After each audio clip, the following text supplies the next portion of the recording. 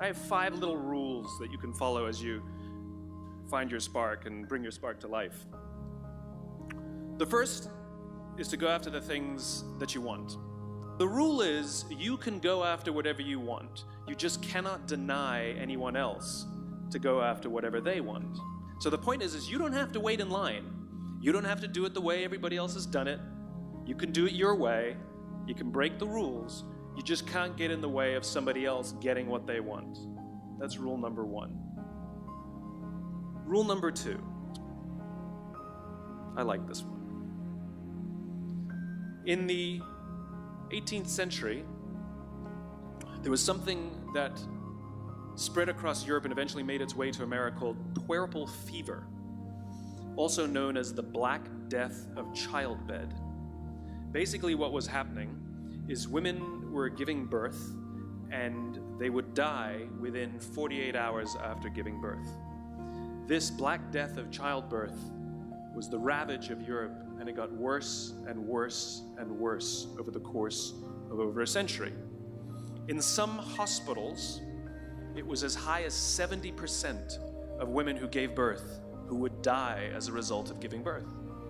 But this was the Renaissance. This was the time of empirical data and science, and we had thrown away things like tradition and mysticism.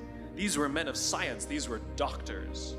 And these doctors and men of science wanted to study and try and find the reason for this Black Death of childbed, and so they got to work studying, and they would study the corpses of the women who had died. And in the morning they would conduct autopsies, and then in the afternoon they would go and deliver babies and finish their rounds. And it wasn't until somewhere in the mid-1800s that Dr. Oliver Wendell Holmes, father of Supreme Court Justice Oliver Wendell Holmes, realized that all of these doctors who were conducting autopsies in the morning weren't washing their hands before they delivered babies in the afternoon. And he pointed it out and said, "Guys, you're the problem." And they ignored him and called him crazy for 30 years. Until finally somebody realized that if they simply washed their hands, it would go away. And that's exactly what happened. When they started sterilizing their instruments and washing their hands, the Black Death of childbed disappeared. My point is, the lesson here is, sometimes you're the problem. We've seen this happen all too recently with our new men of science and empirical studiers and these men of finance who are smarter than the rest of us until the thing collapsed.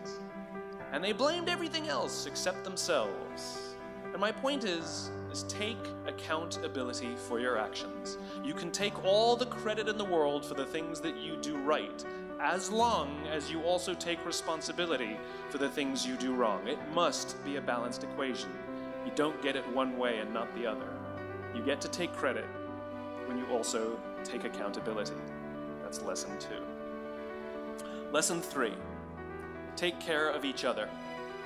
The United States Navy SEALs are perhaps the most elite warriors in the world. And one of the SEALs was asked, who makes it through the selection process? Who is able to become a SEAL? And his answer was, I can't tell you the kind of person that becomes a SEAL. I can't tell you the kind of person that makes it through BUD/S. But I can tell you the kind of people who don't become SEALs. He says the guys that show up with huge, bulging muscles, covered in tattoos, who want to prove to the world how tough they are, none of them make it through. He said the preening leaders who like to delegate all their responsibility and never do anything themselves, none of them make it through. He said the star college athletes who've never really been tested to the core of their being, none of them make it through. He says some of the guys that make it through are skinny, scrawny. He said some of the guys that make it through, you will see them shivering out of fear. He says, however, all the guys that make it through, when they find themselves physically spent, emotionally spent. When they have nothing left to give physically or emotionally, somehow, some way, they are able to find the energy to dig down deep inside themselves, to find the energy to help the guy next to them. They become SEALs, he said. You want to be an elite warrior. It's not about how tough you are. It's not about how smart you are. It's not about how fast you are. If you want to be an elite warrior, you better get really, really good at helping the person to the left of you and helping the person to the right of you. Because that's how people advance in the world. The world is too dangerous and the world is too difficult for you to think that you can do these things alone. If you find your spark, I commend you. Now, who are you going to ask for help, and when are you going to accept help when it's offered? Learn that skill. Learn by practicing helping each other. It'll be the single most valuable thing you ever learn in your entire life. To accept help when it's offered and to ask for it when you know that you can't do it. The amazing thing is, when you learn to ask for help, you'll discover that there are people all around you who've always wanted to help you. They just didn't think you needed it because you kept pretending that you had everything under control. And the minute you say, I don't know what I'm doing, I'm stuck, I'm scared, I don't think I can do this, you will find that lots of people who love you will rush in and take care of you. But that'll only happen if you learn to take care of them first. Lesson 4. Nelson Mandela is a particularly special case study in the leadership world because he is universally regarded as a great leader. You can take other personalities, and depending on the nation you go to, we have different opinions about other personalities. But Nelson Mandela, across the world, is universally regarded as a great leader. He was actually the son of a tribal chief. And he was asked one day, how did you learn to be a great leader? And he responded that he would go with his father to tribal meetings. And he remembers two things when his father would meet with other elders. One, they would always sit in a circle. And two, his father was always the last to speak. You will be told your whole life that you need to learn to listen. I would say that you need to learn to be the last to speak. I see it in boardrooms every day of the week. Even people who consider themselves good leaders, who may actually be decent leaders, will walk into a room and say, here's the problem, here's what I think, but I'm interested in your opinion, let's go around the room. It's too late.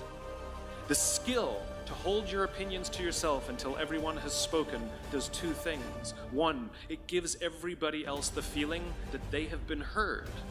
It gives everyone else the ability to feel that they have contributed. And two, you get the benefit of hearing what everybody else has to think before you render your opinion. The skill is really to keep your opinions to yourself. If you agree with somebody, don't nod yes. If you disagree with somebody, don't nod no. Simply sit there, take it all in, and the only thing you're allowed to do is ask questions so that you can understand what they mean and why they have the opinion that they have. You must understand from where they are speaking, why they have the opinion they have, not just what they are saying. And at the end, you will get your turn. It sounds easy, it's not. Practice being the last to speak. That's what Nelson Mandela did. Number 5, my favorite one of all. True story. There was a former Undersecretary of Defense who was invited to give a speech at a large conference, about 1,000 people. And he was standing on the stage with his cup of coffee in a styrofoam cup, giving his prepared remarks with his PowerPoint behind him. And he took a sip of his coffee and he smiled and he looked down at the coffee. And then he went off script. And he said, you know, last year I spoke at this exact same conference. Last year I was still the undersecretary. And when I spoke here last year, they flew me here business class. And when I arrived at the airport, there was somebody waiting for me to take me to my hotel. And they took me to my hotel and they had already checked me in and they just took me up to my room. And the next morning I came downstairs and there was someone waiting in the lobby to greet me and they drove me to this here same venue. They took me through the back entrance and took me into the green room and handed me a cup of coffee in a beautiful ceramic cup. He says the lesson is, the ceramic cup was never meant for me. It was meant for the position I held. I deserve a styrofoam cup. Remember this. As you gain fame, as you gain fortune, as you gain position and seniority, people will treat you better. They will hold doors open for you. They will get you a cup of tea and coffee without you even asking. They will call you sir and ma'am, and they will give you stuff. None of that stuff is meant for you. That stuff is meant for the position you hold. It is meant for the level that you have achieved of leader or success or whatever you want to call it. But you will always deserve a styrofoam cup. Remember that. Remember that lesson of humility and gratitude. You can accept all the free stuff. You can accept all the perks. Absolutely, you can enjoy them. But just be grateful for them and know that they're not for you.